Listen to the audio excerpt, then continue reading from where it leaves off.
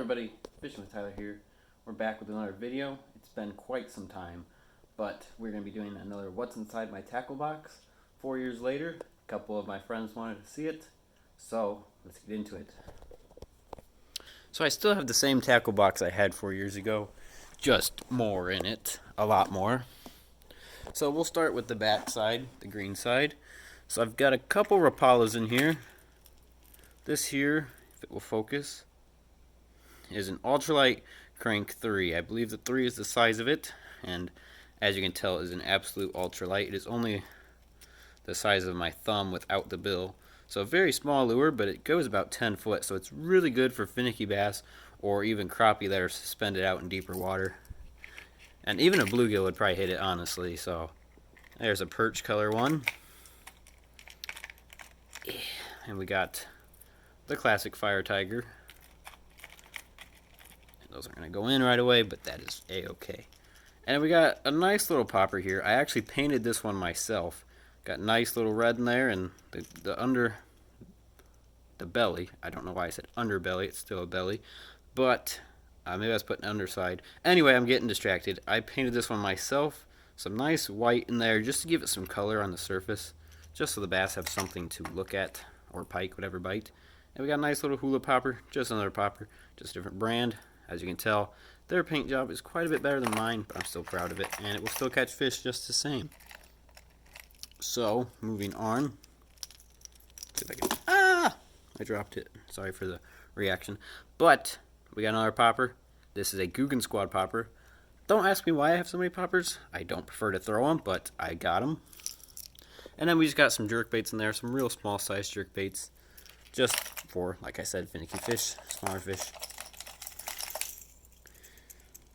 And if you've been watching my channel for any time at all, you will know that I love the Whopper Plopper.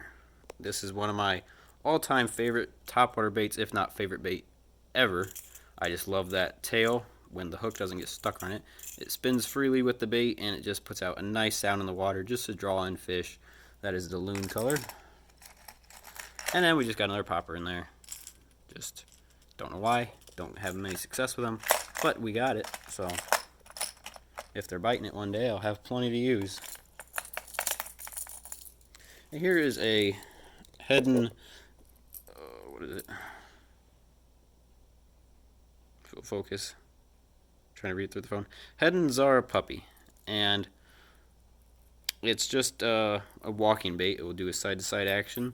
And you can't go wrong with Heddon lures for topwater. That is actually the one. If you remember one of my former videos, 21-inch monster with the tail pinched, that is actually the lure I caught it on. So, throwback for you. And then we got a Heddon torpedo.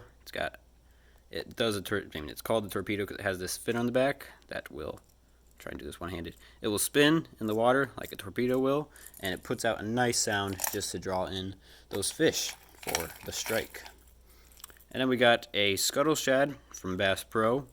I don't know why people don't like Bass Pro lures. They make very good lures. They're just cheaper, and people don't think they're as effective. But not me. I love Bass Pro's lures. Cabela's lures, on the other hand, not as good, even though they're the same company. But whatever. We're getting distracted again. And here we got the Digger 3 foot. That's just how deep it will go, and that's probably what it's called. Just a little crankbait. Throw out those fish, see what they'll do with it. And then we got a few Rapalas in there, as well as a jointed swim bait. Can't get it out because there's so many hooks, but it's jointed. It looks like a fish swimming in the water. And I'm not sure if they make these anymore, but this was a killer bait. I say was, it still is a killer bait from Lunker Hunt, the LH. Got some good rattles in there. And it doesn't go very deep, but this is great on a day like today where it's cloudy, a little bit of rain. Just throw it up along a pier, shallow water, and those fish will hit it. And then we've got a KVD, about the same size, but I believe this one goes a little bit deeper. But that's also got that nice rattle in there.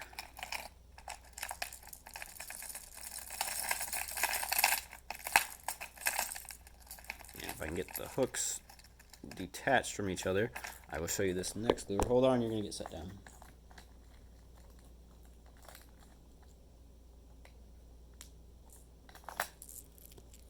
this is actually the first lure I ever got. My grandpa bought me a tackle box, and he gave me this one as well. It's just a little jerk bait. And the reason why it's called the jerk bait is because as you jerk your rod, it will just dart around erratically like a fish. You never will see a minnow, which is what that fish is trying to replicate, just swimming in a straight line. They're always darting side to side, putting out a lot of flash, and that's what you want to have. And then we got a Sammy Dog Walker, I believe is what this lure is. Maybe not. Well, it says arc, so maybe it's an arc, whatever that is. I'm trying to read it through the phone and want it focus. But, shut up, phone. Haven't caught fish on it. I don't tend to throw that often. I like to stick with my usuals like Heddon or Whopper Plopper. But this next bait is an extremely cool one. It's new for 2023. So I haven't used it yet. Obviously, it's been winter here. But it's extremely unique. It's got the line tie under the nose, which is normally on the front there.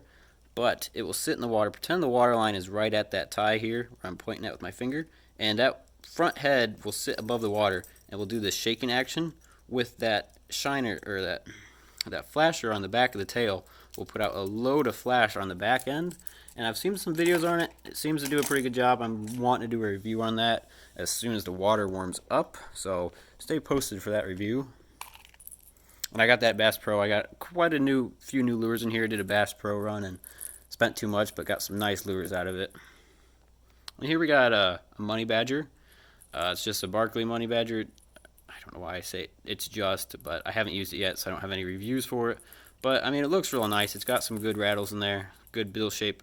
For the small size, it goes about 7.5 feet, which is real good. I like to throw smaller baits because you can catch almost anything on a smaller bait. Big ones will bite it, small ones will bite it, panfish will bite it, you know. It's a lot more fun. I like to catch more fish than rather just size. I prefer that way of fishing. And then we got 2 KVDs in there, and as well as a live target. These live target ones are extremely cool. How they make it look like there's many different schools of fish, or a school of fish, not many different, just one school of fish inside that single bait. Let me grab out this jig head here. I don't remember the brand name, but like with that Z-Man chatterbait, they put it on the front of this jig head, so you got that flash on the front, but you can do anything you want with it without the skirt. And then if you had a few, there's a hook stuck on that. We'll just keep it there. Don't fish it with the hook there. It wouldn't do good. But there is the underspin there. It will go behind the bait with when you're fishing it, so it looks something like that. And that will flash in the water just to make it look like something's giving out some more flash just to get some attention in it.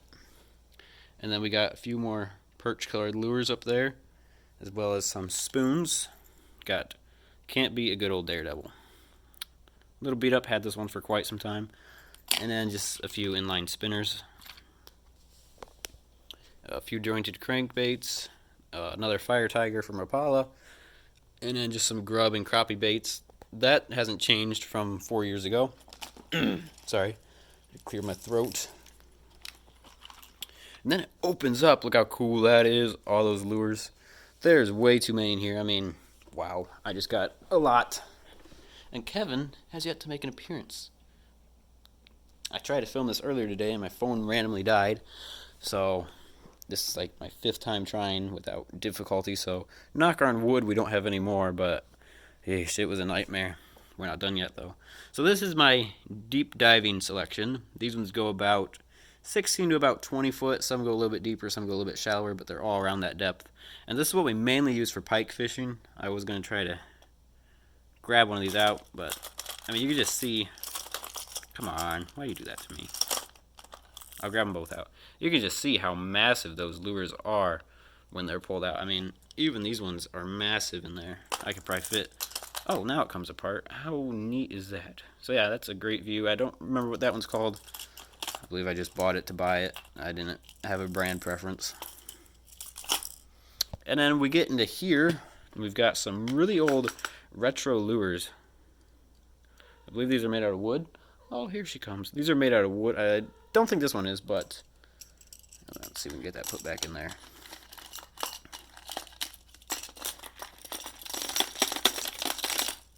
This one here is made out of wood. It's called the Devil Horse. It's got 2 spinners, one on the back, one on the front, just to make that motion. And you can actually see the wood there where the paint's come off because they're just so old. I don't tend to throw those just because they're vintage. I could probably take them out, but why do it, you know? There's the cat again. So me and my dad actually went fishing a few weeks ago. It was really cold. The outside air temperature was pretty warm. What are you doing? But the lake temp was like 37, so really cold. I ended up catching a pike on this lure. Kevin, it's focusing on you. It's just another jerkbait, does that jerk in action. Real loud, called in a pike and was able to get him to bite. And my dad was throwing this lipless crankbait, Booyah 1 knocker. Nice red color. You can't beat red in the winter. You can't really beat red any time of year. It's a real good color. And you can hear that 1 knocker in there just hitting. Making lots of noise to draw those fish in. And this one, we were fishing this next lure. I'm not really showing anything right now at the moment, so as soon as I get the hooks undone, I will show you what's in my hand. Hold on, I gotta put you down again. Okay, I got it. I forget the name of it. It's a bluegill colored one. Got a nice rattle. We went to one lake and the fishing was tough. I mean, we couldn't get a bite. I tied this one on and probably caught 6 or 7 nice sized bass, and a few got off, but that was killing them that day. So this is probably one of my higher up lures. It looks very funky. I mean, how fat it is in the front and then skinny it is in the rear.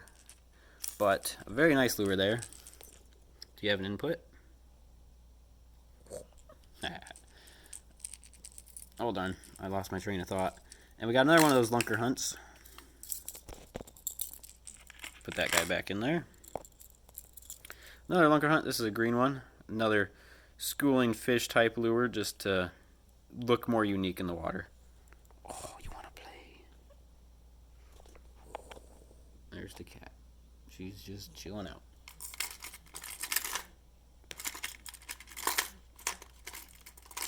We just got her in December, so she's relatively new to the family. Our dog passed away a few years ago, and it was nice to get another animal in the house. But getting back on track, this here is a flat fish. You don't really see many people using them. Don't really know why. They're a great lure. So it's got this really weird contraption. It's got the 2 treble hooks on the back, side by side, instead of one in the front, one in the back. But it sits like this in the water, and it will come across like this. And it doesn't go very deep, but it has a great action. And it catches nice sized fish. I had a really big one on the lake, and it was just black. It comes shooting out of the weeds, grabbed it, and broke me off. It's either a giant bass or a pike that has quite a bit of teeth. But moving on, we have a flicker shad in the golden purple. I was going to try to pull that out, but it is attached to literally everything in that slot. So what's really cool about that lure is that it can go any depth you want, really. You let out a certain amount of line, it will go 6 feet. You let out X amount of line, it will go deeper. And it's a really cool lure. Very versatile lure.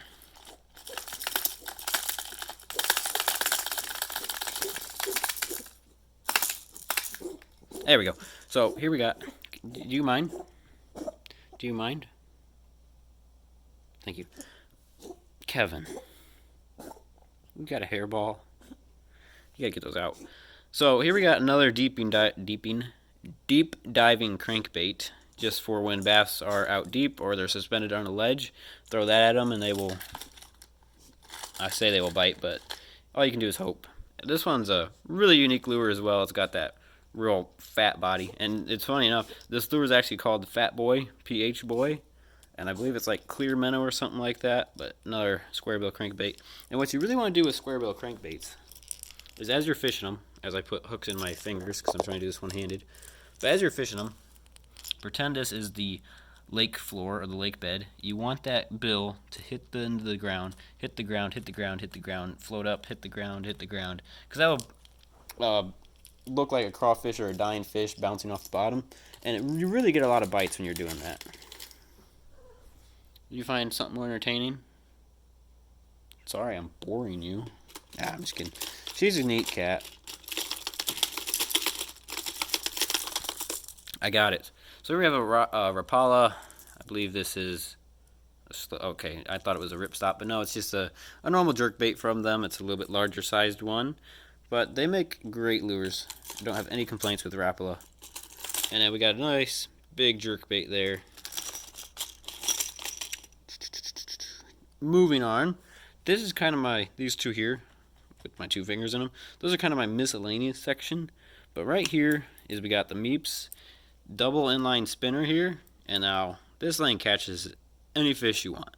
I mean, of course you can move up sizes, but it's got the double spinner there that go off side to side when you're fishing it, and then that nice white tail to make it look like a fish. I've caught many fish on that, some nice sized ones, as well as some panfish on it too. And with our Bass Pro haul, I got a new Heddon lure.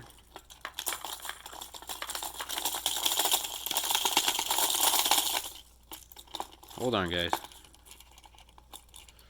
Got hooks galore in here.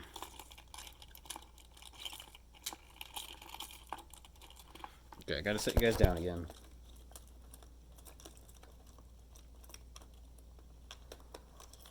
What the heck?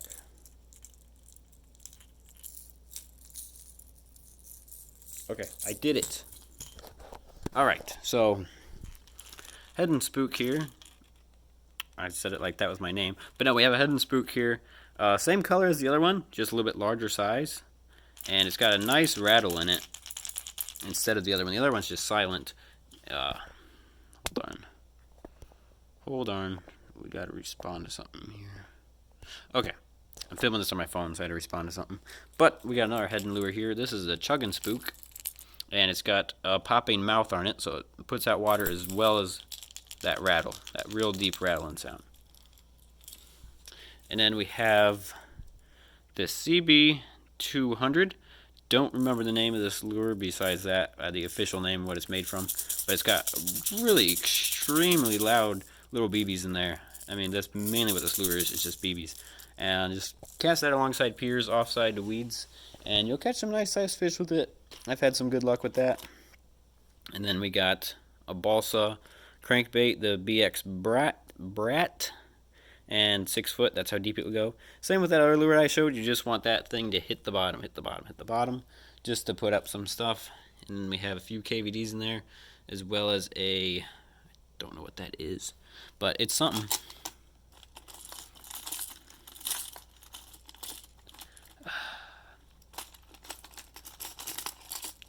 Oh my gosh, hooks galore again.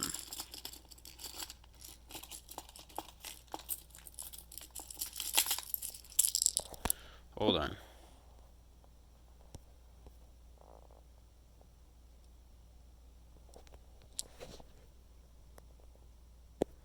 Okay, sorry about that interruption.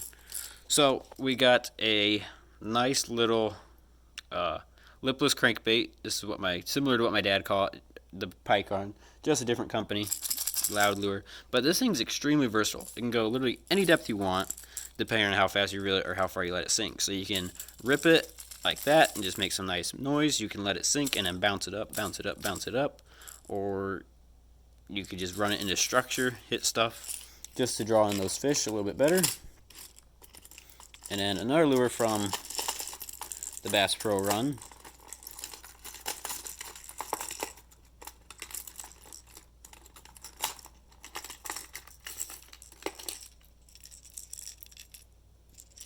Is this, oh, my fingers are in it, is this Bomber crankbait here. Got some nice rattles, just a typical crankbait. But I actually want to show something really cool that's in this slot.